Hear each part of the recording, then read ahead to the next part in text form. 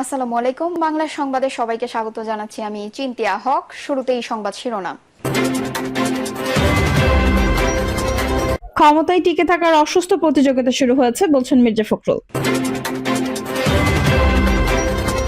Barrister আরমানকে নিয়ে British সাংবাদিকের প্রশ্ন, খেপে গেলেন টিউলিপ। আব্দুল কাদের ও শেখ হেলালকে ভারতে পালাতে সহযোগিতা করেছেন যুবদল নেতা। জানাবো পিলখানা হত্যাকাণ্ড বিচারের ইঙ্গিত না পেলে শাহবাগ অপরাধের হুঁশিয়ারি। এবং সর্বশেষ জানাবো বিএনপির দুই পক্ষের বিরুদ্ধে ৮ বাড়িতে আগুন, আহত ২৫। দর্শক শুনছিলেন সংবাদ শিরোনাম, এখন বিস্তারিত। ক্ষমতায় টিকে থাকার অসুস্থ প্রতিযোগিতা শুরু হয়েছে বলছেন মির্জা ফখরুল। ক্ষমতা টিকে থাকার জন্য একটা অসুস্থ প্রতিযোগিতা শুরু হয়েছে বলে মন্তব্য করেছেন বিএনপি মহাসচিব মির্জা ফখরুল ইসলাম আলমগীর। তিনি বলেছেন, শেখ হাসিনা পালিয়ে যাওয়ার পর থেকে আমরা কেন জানি নিজেদের মধ্যে বিশ্বাস ফিরিয়ে আনতে পারছি না, ঐক্যের জায়গায় থাকতে পারছি না। কি দুর্ভাগ্য, এখন যেটা শুরু হয়েছে এটা অসুস্থ ব্যাপার না, এটা কোনো সুস্থ ব্যাপার নয়। ক্ষমতায় টিকে থাকার জন্য একটা অসুস্থ প্রতিযোগিতা শুরু হয়েছে। ক্ষমতায় তো তখনই টিকে থাকতে পারবেন যখন এখানে একটা স্থিতিশীলতা আসবে। মির্জা ফখরুল বলেন, সংস্কার বলা হচ্ছে, আর সংস্কার তো আমরাই প্রথম শুরু করেছি। জিয়াউর রহমান প্রথম সংস্কার শুরু করেছেন। একদলীয় শাসন ব্যবস্থা থেকে বহুদলীয় গণতন্ত্র ফিরে এনেছেন। সংবাদপত্র স্বাধীনতা, মুক্ত বাজারে অর্থনীতি নিয়ে এসেছেন জিয়াউর রহমান। ১৯ দফায় বড় সংস্কার। আমাদের বড় বড় বুদ্ধিজীবীরা এটাকে সামনে আনবে না, কারণ তারা এখন মাটির মানুষ কাছাকাছি যেতে পারেননি। বিএনপি মহাসচিব বলেন, মোবাইল এখন যুদ্ধের সবচেয়ে বড় হাতিয়ার। আমরা অনেকে এটা উপলব্ধি করতে পারি না। এটাই শত্রুকে পরাজিত করতে পারে। ২০২৪ সালে ৫ আগস্টের যে আন্দোলন, সেই আন্দোলন এত দ্রুত স্ফুলিঙ্গের মতো ছড়িয়ে গেছে কি কারণে? এই হাতিয়ারের কারণে।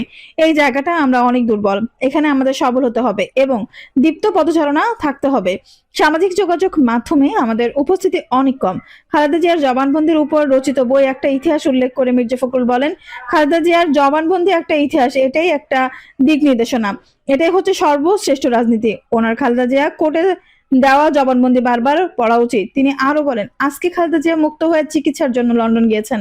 তিনি গিয়েছেন রাষ্ট্রীয় মর্যাদা নিয়ে। পথে পথে লাখ লাখ মানুষ অভিনন্দন জানিয়েছেন ভালোবাসা থেকে। আন্তর্জাতিকভাবে তিনি যে সম্মান পেয়েছেন, কোথাও বাধা পেতে হয়নি। আমরা যেখানে যেটা দরকার চেয়েছি সঙ্গে সঙ্গে করে দিয়েছে। কাতারে আমিরের প্রতি কৃতজ্ঞতা জানিয়ে মির্জা ফখরুল বলেন, কোনো ধরনের পারিশ্রমিক না নিয়ে এয়ার অ্যাম্বুলেন্সে গিয়েছেন।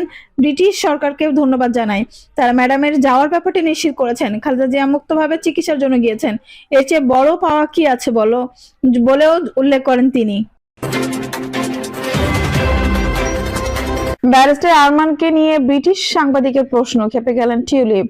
২০১৬ সালের ৯ আগস্ট জামায়াত নেতা মীর কাসেম আলীর ছেলে ব্যারিস্টার আরমানকে তার নিজ বাসা থেকে গ্রেপ্তার করে আইন শৃঙ্খলা রক্ষাকারী বাহিনী। এরপর থেকে তার আর কোনো হদিশ মেলেনি।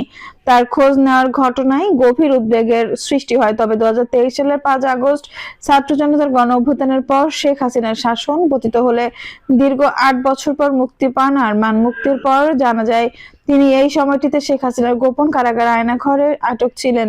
মুক্তি পেয়ে আরমান এতটাই রুগ্ন হয়ে যান যে তাকে চেনা কঠিন হয়ে পড়ে। ব্রিটিশ সংবাদ মাধ্যম ফিনান্সিয়াল টাইমস গত বুধবার এই ঘটনা নিয়ে একটি চাঞ্চল্যকর প্রতিবেদন প্রকাশ করেছে, যেখানে ব্যারিস্টার আরমানের নিখোঁজ হওয়ার বারের ঘটনা সামনে আনা হয়েছে।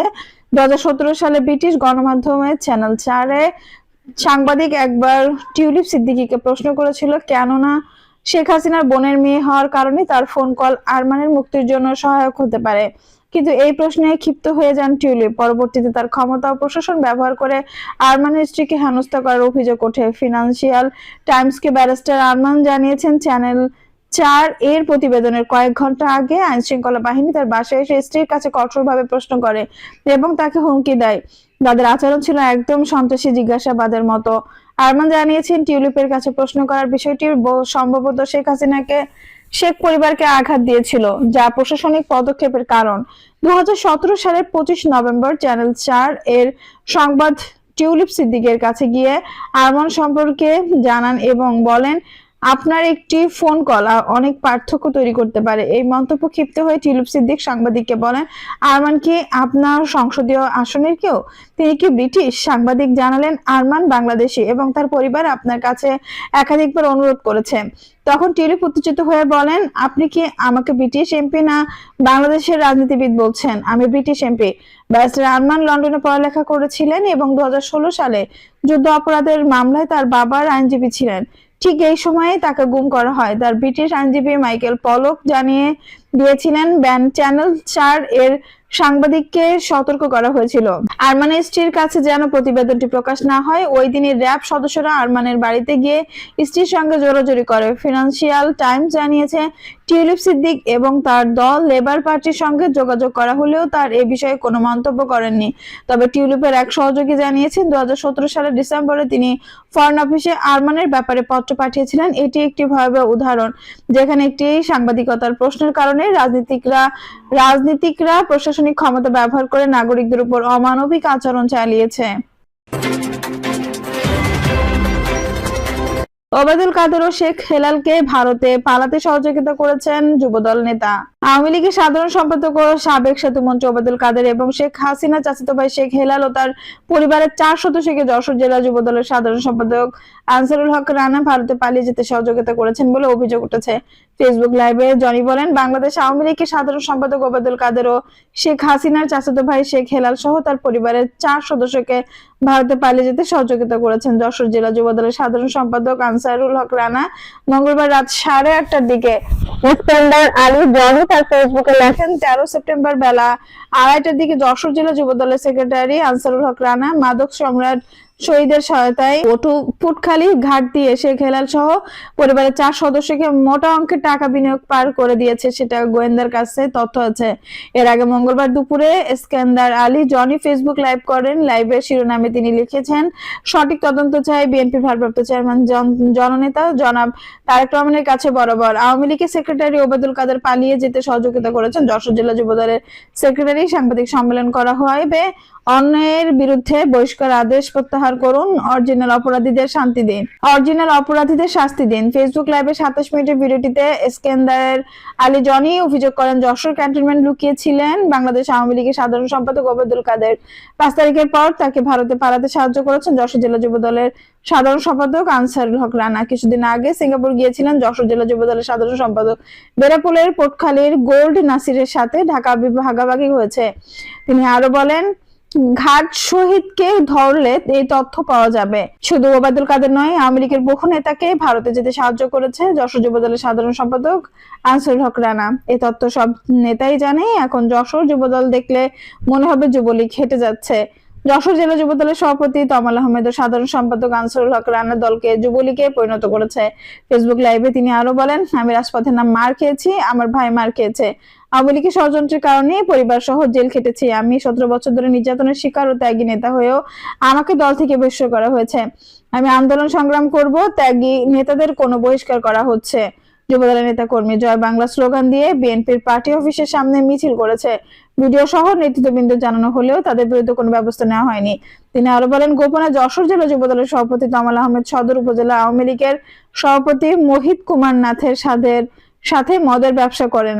যুবদলের সভাপতি সাধারণ সম্পাদক মিলে যুবলীগের সন্ত্রাসীদের দলে নিয়ে এসেছেন। যারা বিএনপি অফিস ভাঙচুর করেছে, দলের নেতাদের ছবি ভাঙচুর করেছে, তারা এখন যুবদলের সভাপতি সম্পাদক বলছেন 5-7 কোটি টাকা খরচ করে কমিটি নিয়ে আসবেন। বহিষ্কৃত প্রচার সম্পাদক ইস্কান্দার আলী জনি ফেসবুক লাইভের বক্তব্য নিশ্চিত করে বিএনপি ভারপ্রাপ্ত চেয়ারম্যান জনতা তারেক রহমানের কাছে সঠিক তদন্ত ও প্রকৃত অপরাধীর শাস্তি এবং তার বহিষ্কার আদেশ প্রত্যাহারের দাবি জানান। অভিযোগের বিষয়ে যশোর জেলা যুবদলের সাধারণ সম্পাদক আনসারুল হক রানা বলেন, ইস্কান্দার আলী জনির অভিযোগ হাস্যকর। অভিযোগের কোনো ভিত্তি নেই। এসব বিতর্কিত কর্মকাণ্ডের জন্যই জনিকে বহিষ্কার করা হয়েছে। সে শুধু আমাকে নয়, যুবদলের প্রেসিডেন্ট সেক্রেটারি দুজনের নামেই দীর্ঘদিন ধরে এসব বলে আসছে। সে সুস্থ নয়, আপনারাও তদন্ত করে দেখেন সে কোন দিক দিয়ে কোথায় গেছে। স্বৈরাচার হাসিনা এবং ওবায়দুল কাদের কবে কিভাবে পালিয়েছে দেশের গোয়েন্দা সংস্থাগুলো তদন্ত করছে। আমার সংশ্লিষ্টতা থাকলে তো এতদিনে গ্রেপ্তার হয়ে যেতাম। একজন একটা কথা বললেই তো হবে না। এতদিন ধরে রাজনীতি করলাম, খোঁজ খবর নিয়ে দেখেন আমার কোনো অনিয়মের সঙ্গে জড়িত কিনা। পিলখানা হত্যাকাণ্ড বিচারের ইঙ্গিত না পেলে শাহবাগ অপরাধের হুঁশিয়ারি। পিলখানা হত্যাকাণ্ডের সঙ্গে সংশ্লিষ্ট সব বিডিআর জেলবন্দীদের মুক্তি, পিলখানা হত্যাকাণ্ডের মিথ্যা মামলা বাতিল, চাকরিচ্যুতদের চাকরিতে পুনর্বহাল ও পুনর্বাসন এবং প্রজ্ঞাপনের ৫ ধারা বাতিল সহ পিলখানা হত্যা মামলায় পূর্ণ তদন্ত ও ন্যায় বিচারের ইঙ্গিত না পেলে শাহবাগ ব্ল্যাকেটে যাদের বাংলাদেশ বর্ডার গার্ড বিডিআর পরিবারের সদস্যরা, তিনি বলেন, আমরা প্রধান উপদেষ্টার কাছে শুনতে চেয়েছিলাম আর যেন শুনানি পৌঁছানো না হয়, কারণ ৫ আগস্টের পর অনেকবার শুনানি পেছানো হয়েছে। কালকের ভেতরে বৃহস্পতিবার যদি ন্যায় বিচার কোনো ইঙ্গিত না দেখি, শাহবাগ ব্লকেট অবরোধ করা হবে এবং আমাদের কর্মসূচি চলমান থাকবে। সেই সঙ্গে বুধবার সারা রাত অবস্থান কর্মসূচি পালন করা হবে। মহিন সরকার এমন ঘোষণার পরপরই শহীদ মিনারের পাদদেশে অবস্থান নেন বিডিআর পরিবারের সদস্যরা। দর্শক, এই ছিল এখনকার সর্বশেষ সংবাদ। নিউজটি ভালো লাগলে অবশ্যই একটা লাইক দিন, কমেন্টে আপনার মূল্যবান মতামত জানান। সবসময় আমাদের পাশে থাকতে সাবস্ক্রাইব করে বেল বাটনটি অন করে রাখুন। ধন্যবাদ।